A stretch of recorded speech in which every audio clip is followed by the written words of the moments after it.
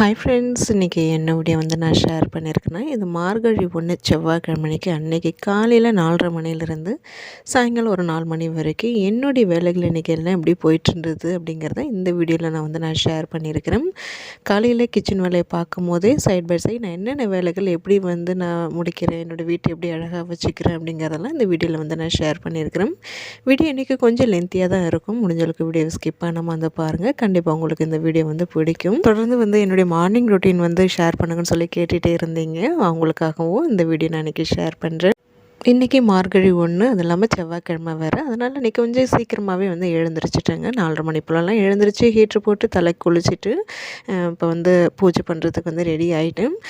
காலையில் எழுந்திரிச்சதுனால எப்போதும் கொஞ்சம் சீக்கிரமாக அதுமாரி எழுந்திரிச்சு குளிச்சுட்டேன்னா அன்றைக்கி காலையில் பிரம்ம முகூர்த்த பூஜை பண்ணிவிடுவேன்.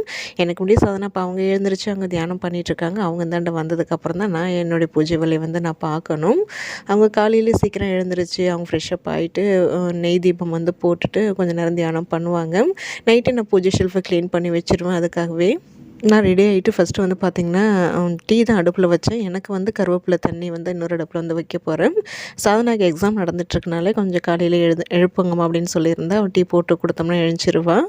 சாதனாப்பா கொஞ்சம் டீ கேட்டாங்க. 2 பேருக்கு தான் போடுறேன். எனக்கு கருவேப்பிலை தண்ணி தான் நான் பொறுமையாக சமைக்கும் போது குடிச்சுப்பேன். காலையிலமா சீக்கிரமாக எழுந்திருக்கிறதுக்கு ஒரு சின்ன டிப்பு தாங்க. முதல் நாள் நைட்டு கொஞ்சம் சீக்கிரமாக படுக்கணும். அது இல்லாமல் காலையில் சீக்கிரம் எழுந்திருக்கணும் அந்த ஒரு எண்ணத்தோடவே படுத்தாதாங்க நம்மளால் காலையில் எழுந்திருக்க முடியும். கொஞ்சம் அலுப்பு பட்டாலும் வேலைக்கு ஆகாது. நான் அப்படி தான் காலையில் சீக்கிரம் எழுந்திருக்கேன்னா முதல் நாள் கொஞ்சம் சீக்கிரமாக தான் நான் படுப்பேன். ரொம்ப நேரம்லாம் ஃபோன் பார்த்துட்ருக்க மாட்டேன். ஏன்னா ரொம்ப நேரம் ஃபோன் பார்த்தாலே அதுக்கப்புறம் ஃபோன் வச்சதுக்கப்புறம் தூக்கமே வராது. அதனாலே கொஞ்சம் சீக்கிரமாகவே நான் படுத்துருவேன். அதனால தான் காலையில் என்னால் சீக்கிரம் எழுந்திருக்க முடியுது. மார்கழி 1ங்கிறனால தான் இன்னைக்கு கொஞ்சம் சீக்கிரமாகவே எழுந்திரிச்சேன். மற்ற நாட்களில் கொஞ்சம் லேட்டாக தான் எழுந்திரிச்சிட்ருக்கிறேன்.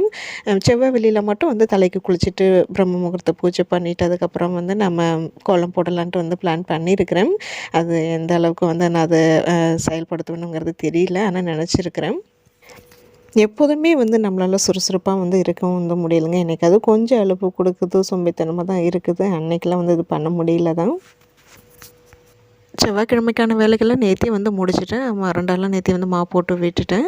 என்னால் இப்போ கோலம் போடுறதுனால அந்த இடம் மட்டும் லைட்டாக தண்ணி தெளிச்சிட்டு மாவு போட்டு விட்டுட்டு நல்லா வாசல்லாம் தொடச்சிட்டு மஞ்சள் குங்குமம் வச்சு கோலம் போட்டு விளக்கேற்றி சாமி கும்பிட்டுட்டு அதுக்கப்புறமா தான் தெருவாசல் வேலையை பார்க்க போனேன். அதுக்கு முன்னாடி டீ வச்சுருந்தேன் இல்லைங்களா, சாதனாக்கு அதை போட்டு எழுப்பி விட்டுட்டு அதுக்கப்புறமா நான் போய் கோலம் போட்டேன். இன்றைக்கி இந்த பூஜை வேலைகள்லாம் இருக்கிறதுனால சமையலை ரொம்ப சிம்பிளாக முடிச்சுட்டுங்க. டக்குன்னு வேலை முடிகிற மாரி இன்றைக்கி மீல் மேக்கர் வச்சு பிரியாணி மாரி தான் பண்ண போகிறேன். குக்கரில் தான் பண்ண போகிறோங்கிறனால வேலை சீக்கிரம் முடிஞ்சிடும். அதனால் ரிலாக்ஸாக என்னோடய வேலையை பண்ணிகிட்டு இருந்தேன்.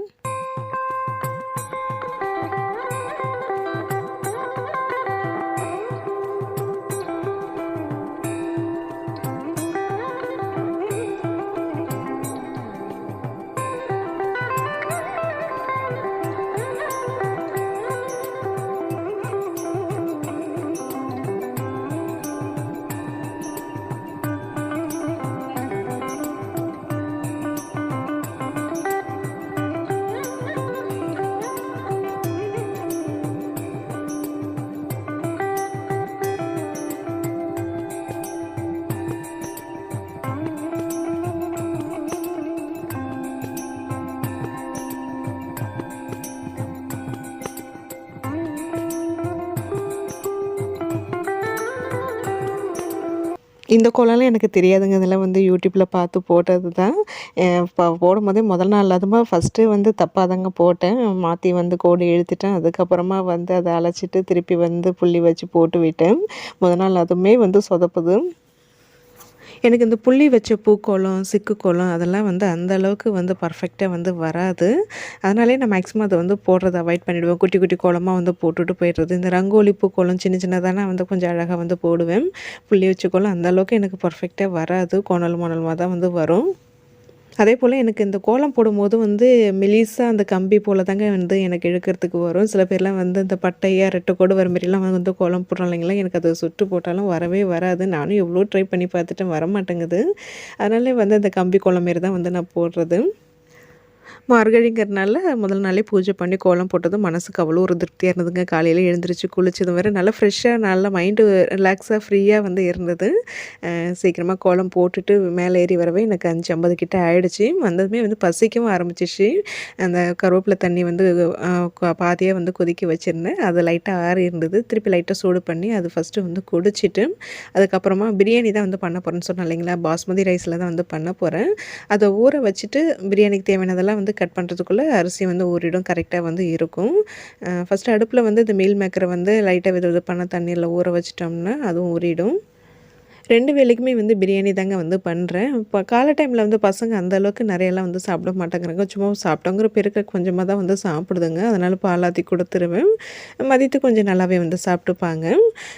டிஃபனுக்கு வந்து எதுவும் வந்து பண்ணலங்க. இட்லி மாவுலாம் வந்து சுத்தர கிடையாது. அதனால் 2 வேளைக்குமே இதை தான் வந்து பிளான் பண்ணியிருந்தேன். ஃபஸ்ட்டு வந்து பார்த்திங்கன்னா குக்கரில் வந்து அந்த தாளிப்பு ஐட்டம்லாம் போட்டு வெங்காயம்லாம் வந்து கட் பண்ணி அதை வதக்கிக்கிட்டே தான் அந்த கேப்பில் வந்து அரைக்க வேண்டிய மசாலா வந்து அரைச்சேன். இன்றைக்கி வந்து பச்சை மிளகாய், இஞ்சி, புதினா, மல்லி இதெல்லாம் வந்து அரைச்சிட்டு தான் வந்து சேர்க்குறேன். இதெல்லாம் வந்து முழுசாக போட்டோம்னா பசங்க பொறுக்கி தான் வந்து வைக்கிதுங்க. அதனால் அரைச்சிட்டு வந்து சேர்த்துக்கிறது.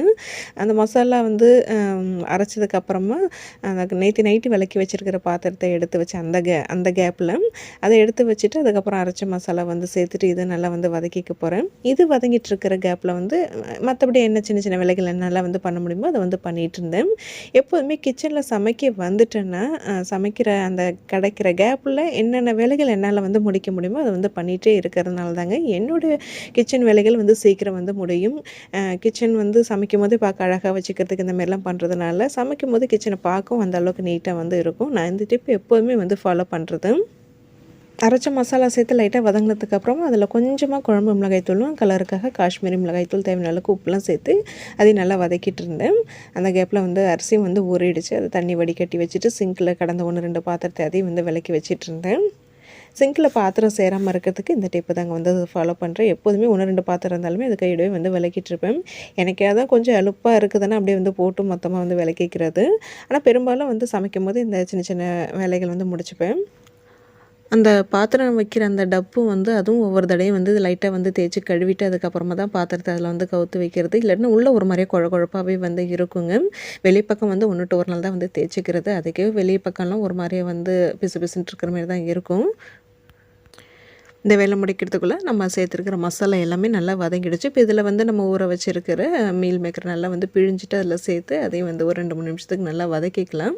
அதுக்கப்புறமா தேவையான அளவுக்கு தண்ணி சேர்த்து அது ஒரு கொதி வந்ததுக்கப்புறமா அரிசியை சேர்த்து தண்ணி அரிசியும் எல்லாம் வந்து நல்லா ஒன்றா வந்து வரும்போது நம்ம வெயிட் போட்டு ஒரு 10 நிமிஷம் வந்து சிம்மில் வச்சு இறக்கிட்டோம்னாலே பிரியாணி வந்து அடிப்பிடிக்காமல் நல்லா உதிரி உதிரியாக சூப்பராக வந்து வந்துடும். நான் எப்போதுமே இப்படி தான் வந்து பண்ணுறது. தண்ணியெலாம் ஊற்றுனதுக்கப்புறமா அது கொதிக்கிறதுக்கு டைம் எடுக்கும் இல்லைங்களா, அந்த கேப்பில் வந்து ஹாலில் வந்து பார்த்திங்கன்னா நைட்டு வெற்றிக்குட்டி ஹோம்ஒர்க் எழுதுனால அப்படி அப்படியே வந்து போட்டு வச்சுட்டேன். சோஃபாவில் வந்து கவர் வந்து பார்த்திங்கன்னா இப்போ நான் காலையில் வந்து போட்டேன். அதாவது பசங்க இப்போ ஒரு தடவை போட்டேன்னா பசங்க ஸ்கூல் கிளம்புறதுக்குள்ளே ஒரு தடவை கலைச்சி வச்சுருவாங்க. அப்புறம் திருப்பி ஒரு தடவை வந்து போட்டு விட்டேன்னா அவங்க ஈவினிங் வர வரைக்கும் அப்படியே தாங்க இருக்கும். அதுக்குள்ளே வந்து இதுமாரி பசங்க வந்துட்டாங்கன்னா கொஞ்சம் கலைஞ்ச மாதிரி தான் இருக்கும். லைட்டாக கலைஞ்சிருந்தாலே எனக்கு அது பார்க்க டென்ஷனாக இருக்குங்க. அப்பப்போ அதை வந்து நான் சரி பண்ணி விட்டுக்கிட்டே தான் வந்து இருப்பேன். இதை அடுக்கி வச்சுட்டு அதுக்கப்புறமா பெருக்கி தள்ளுறது ஒரேடியாக பசங்க வந்து ஸ்கூலுக்கு கிளம்பும் போது அப்போ தாங்க வந்து பெருக்கி தள்ளுவேன். நம்ம வந்து சாப்பாடு கொண்டு வந்து வைக்கிறது, சாப்பாடு லஞ்ச் கட்டும் போதெல்லாம் அப்பப்போ இறையும். ஒரேடியாக அப்போ வந்து பெருக்கி தள்ளிப்பேன். இப்போ வந்து பெருக்கி தள்ளல. அந்த சோஃபா கவர் மட்டும் வந்து போட்டு விட்டுட்டு மணி வந்து பார்த்திங்கன்னா டைம் ஆகிடுச்சு. கடகடன்னு வேலையை வந்து முடிஞ்சிச்சிங்க. இம்மா வந்து இதை தம் போட்டோம்னா வேலை முடிஞ்சிடும். அதுக்கப்புறம் வந்து பால் வந்ததுன்னா டீ போடணும் அவங்க ஆஃபீஸ்க்கு எடுத்துகிட்டு போகிறதுக்கு. இன்றைக்கி ஸ்நாக்ஸுக்கு வந்து எதுவும் வந்து பண்ணலை. கொய்யா வாங்கிட்டு வந்தது வந்து இருக்குது. அது கொஞ்சம் செங்காயாக இருக்குது. அது கட் பண்ணி கொஞ்சமாக மிளகாய்த்தூள் உப்பு போட்டு வந்து கேட்டிருக்குறாங்க. 3 பேருக்குமே அதை வந்து செஞ்சு கொடுத்துருவேன்.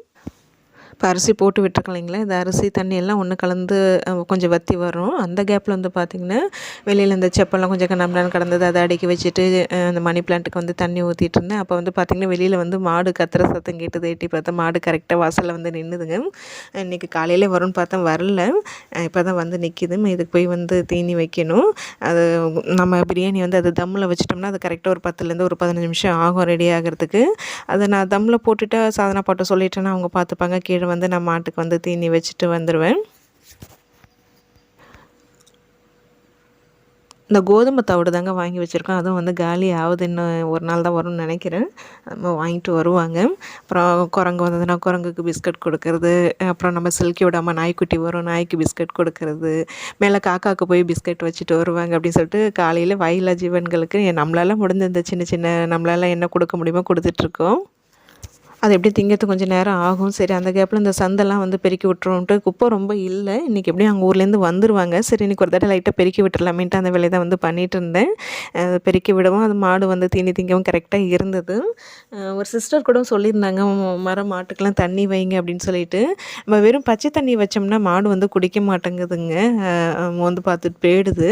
அதனால் தண்ணி வைக்கிறது கிடையாது. இதுமாரி தீனி தான் வைக்கிறது. இந்த இப்போ அரிசி களையிற தண்ணி இட்லிக்கெலாம் ஊற வைக்கும்போது அந்த தண்ணி, அப்புறம் அந்த சாப்பாடு வடிக்கிற கஞ்சி தண்ணி மேக்ஸிமம் அதை நாங்கள் குடிச்சிடுவோம். ஒரு நாள் மறந்துருச்சுன்னா அதை எடுத்து வச்சுருப்பேன். அதை கொண்டு வந்து கீழே ஊற்றி விட்டுடுவேன், மாட்டுக்கு குடிச்சிருங்க. அந்த தண்ணிலாம் வந்து குடிக்குது. இப்போ தண்ணி கொண்டு வந்து வைக்கிறோம் பாருங்கள், மோந்து பார்த்துட்டு குடிக்கவே குடிக்காது. அதுக்கு தீனி வச்சது பத்தலைங்க. ஏன்னா வந்து கம்மியாக தான் இருக்குது. இன்னும் 2, 3 மாடு வந்து வரும். ஒரேடியாக மொத்தமாக எல்லா மாட்டுக்கும் ஒரே மாட்டுக்கு வைக்க வேண்டாம், எல்லாத்துக்கும் கொஞ்சம் கொஞ்சமாக வைக்கணும்னு சொல்லிட்டு மாட்டுக்கு கொஞ்சம் தான் வச்சு அதுக்கு பத்தலையாட்டுக்கு. சரி அதனால் கொஞ்சோண்டு தண்ணி கொண்டு வந்து கொண்டு வந்து வச்சு அது தண்ணி குடிக்கவே இல்லை. நானும் ஒரு 2 நிமிஷம் நின்று பார்த்தேங்க. சரி பால் வந்ததுன்னா ஒரேடியாக எடுத்துகிட்டு போயிடலான்ட்டு வந்து பார்த்தா பால் இன்றைக்கி வரதுக்கு கொஞ்சம் லேட் ஆகுது, வரவே இல்லை. அப்புறம் மேலே வந்துட்டேன். நான் வரத்துக்குள்ளே வெற்றிக்குட்டி ஏஞ்சி அவன் ஹோம்ஒர்க் வந்து பண்ணிகிட்டு இருந்தான். சாதனப்பா வந்து அந்த பிரியாணி ரெடியாக இருந்ததை அவங்க ஆஃப் பண்ணி தட்டில் கொட்டி ஆற வச்சுருந்தாங்க. நான் வந்ததுமே வந்து பார்த்திங்கன்னா காலையில் துணி வந்து மிஷினில் போடுறதுக்கு மறந்துட்டேன். ஃபஸ்ட்டு அது மிஷினில் வந்து போட்டு விட்டுட்டு இவன் வந்து பார்த்திங்கன்னா பசங்களுக்கு லஞ்சில் வந்து பேக் பண்ணிவிட்டு நான் வந்து ரெடி ஆகணும். இது செஞ்சதை ஓப்பன் பண்ணி வீடியோ எடுப்போம்னு நினச்சிட்டு இருந்தேன். நான் வரத்துக்குள்ளே அவங்க அப்புறம் வந்து ஓப்பன் பண்ணிட்டாங்க. நல்லா உதிரி உதிரியாக சூப்பராக வந்திருந்தது. டேஸ்ட்டும் அன்றைக்கி நல்லா இருந்தது. தொட்டுக்கிறதுக்கு வந்து நேந்திரம் பழம் சிப்ஸ் இருந்தது. அவங்க குழந்தைனார் மலைக்கு போயிட்டு வாங்கிட்டு வந்தாங்க இல்லைங்களா, அது இருந்தது. அதோட வந்து வச்சுட்டேன். தயிர்லாம் வந்து வாங்கலை. அப்புறம் பார்த்திங்கன்னா திடீர்னு நல்லா வந்து மழை தூர ஆரம்பிச்சிச்சுங்க. மார்கழி முதல் நாள் அதுமாவே வந்து கோலம் ஆசையாக வந்து போட்டுட்டு வந்தேன். இருந்தாலும் சிம்பிளாக தான் வந்து போட்டிருந்தேன். கொஞ்சம் சுமாராக தான் இருந்தது. இருந்தாலும் வந்து மழையில் வந்து கோலம்லாம் வந்து அலைய ஆரம்பிச்சிச்சு. அதுவே கொஞ்சம் கஷ்டமாக இருந்தது. அவங்க ஆஃபீஸ் கிளம்பும் போதெல்லாம் வந்து தூறிக்கிட்டே தான் இருந்தது. பசங்கள கொண்டு போய் விடும்போது அந்த அளவுக்கு இல்லை. ஆனால் அதுக்கப்புறம் வந்து பார்த்திங்கன்னா பொழுது ஃபுல்லாகவே விட்டு விட்டு வந்து மழை பெஞ்சிக்கிட்டே தாங்க இருந்தது. ஷார்ட்ஸில் கூட வந்து நான் ஷேர் பண்ணியிருப்பேன், பார்த்துருப்பீங்க. அவங்களும் வந்து கிளம்பிட்டாங்க. ஒரேடியாக அவங்க கூடயே நானும் கீழே இறங்கி வந்துட்டேன். பால் வராமல் இருந்தது. அவங்க இறங்கி வரவும் பால் வரவும் கரெக்டாக இருந்தது. எப்போதுமே அவங்க ஆஃபீஸ்க்கு வந்து டீ போட்டு கொடுத்துருவேன். இடையில அவங்க பசிக்கிறங்கிற டைமுக்கு டீ குடிச்சுப்பாங்க, வெளியில் வாங்க மாட்டாங்க. இன்றைக்கி பால் லேட்டாக வந்ததுனால இன்றைக்கி டீ போடுறதுக்கு இல்லை, இருந்த பாலும் காலையிலே வந்து போட்டாச்சு.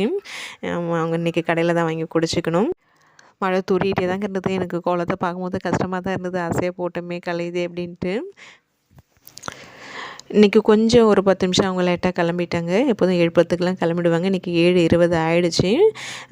பார்த்திங்கன்னா இனிமேல் வந்து நான் பாலை வந்து அடுப்பில் ஊற்றி வச்சுட்டு அதுக்கப்புறமா வந்து நம்ம ரெடி ஆகணும். இப்போ சாதனை வந்து அவள் ரெடி ஆகிட்டுருக்கா. அவன் வந்ததுக்கப்புறமா தான் வெற்றிக்குட்டி போய் வந்து அவன் மேக்ஸிமம் வந்து அவனே குளிச்சுப்பான். இன்றைக்கி நான் குளிப்பாட்டவான்னு கேட்டதுக்கு சரி அப்படின்னா அவனை குளிப்பாட்டி விட்டுட்டு அதுக்கப்புறமா நானும் வந்து ரெடி ஆக போகிறேன். இன்றைக்கி காலையிலே வந்து பார்த்திங்கன்னா சாரீ கட்டலான்னு நினச்சிட்டு இருந்தாங்க. சாரீ கட்டிட்டு வந்தோம்னா இன்னும் கொஞ்சம் லேட் ஆகிடும் அப்படிங்கிறனால அப்புறம் நைட்டி போட்டுட்டு தான் வேலை பண்ணிகிட்டு இருந்தேன். நைட்டின்னு சொல்லும்போது தான் ஒரு சிஸ்டர் கமெண்ட் பண்ணியிருந்தது ஞாபகம் வருது. ஷார்ட்ஸ் வீடியோவில் வந்து இந்த மெரூன் கலர் நைட்டி வந்து போட்டிருப்பேன், ஷால் போடாமல் இருந்திருப்பேன். அதை பார்த்துட்டு நீங்கள் ஷால் போடுங்க, பழைய மாதிரி இருங்க அப்படின்னு வந்து சொல்லியிருந்தாங்க.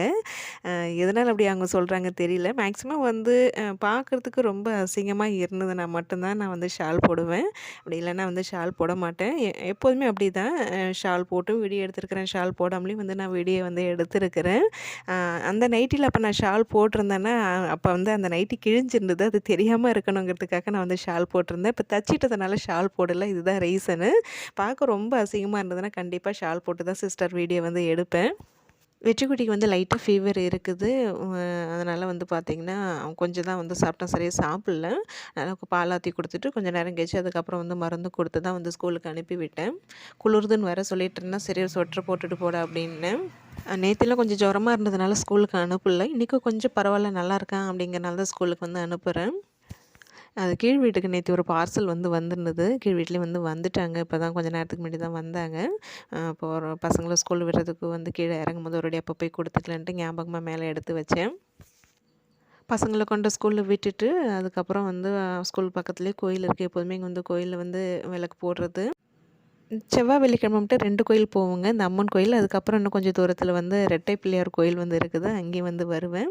அங்கேயும் விநாயகருக்கு வந்து விளக்கு போட்டுட்டு வீட்டுக்கு வரதுக்கு எனக்கு 9 மணி ஆயிடுச்சு. மேலே வரும்போதே வந்து இன்றைக்கி செவ்வாய்க்கிழமை இல்லைங்களா, மதிய டைம் 1 to 2 செவ்வாய் உரையில வந்து வெற்றிலை தீபம் வந்து போடுவேன். வெற்றிலையும் வந்து கையோட பிச்சுட்டு வந்துட்டேன்.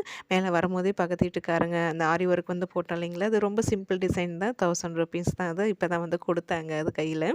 அதை வாங்கிட்டு அப்புறம் வந்த மேலே காலையில் செஞ்ச பிரியாணி கொஞ்சம் தான் மீதி இருந்தது. அது வாணல்ல மாற்றி வச்சுருந்தேன். எனக்கு ஆறுனா சாப்பிட பிடிக்காது. சும்மா லைட்டாக சூடு காமிச்சு சாப்பிட்டுக்கலான்ட்டு வாணல்ல வந்து வச்சுருந்தேன்.